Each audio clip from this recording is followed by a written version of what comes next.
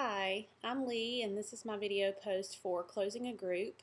And one creative idea that I would use in closing a group is a story from Greek mythology. This is a small book put out by Usborne, which is a book distributor for children mostly. And the story from the Greek mythology that I would use is called The Man-Eating Lion, and it's a story about Hercules.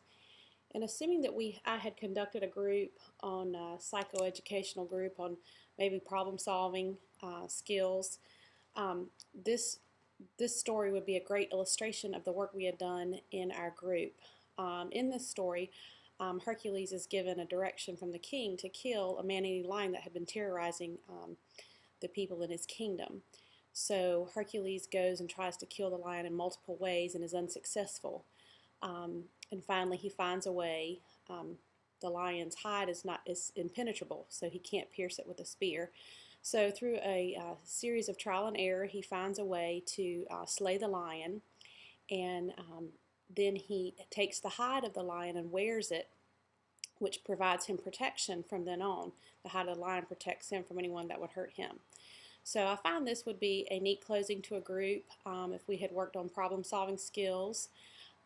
And some problems many times seem insurmountable, and we just keep trying until we find a way to be successful in overcoming our problems.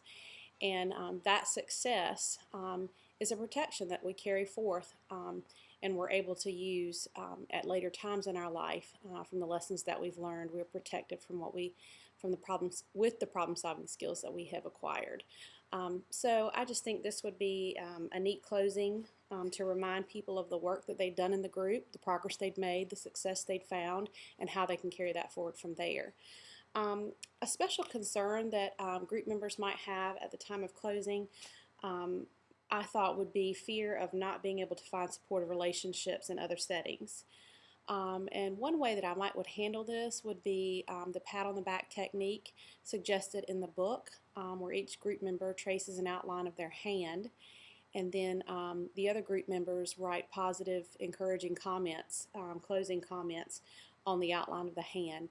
And this would give each group member a memento they could take away from their time in the group and remember the positive connections that they had made there and the support that they had had there. I would follow that with the book's suggestion of easing group members out of emotional interaction into cognitive reflection of the work they've done in the group.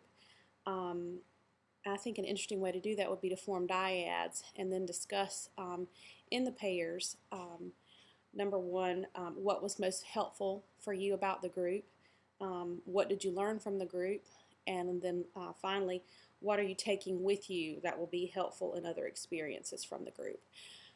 So I think this would be a great way, using the handout line to acknowledge the emotions and connections made in the group, and then transitioning from the emotional interaction to the more cognitive reflection of what we had learned and how we will apply that moving forward from our group time. Thank you for taking time to listen to this post, and good luck to everyone in your future group work.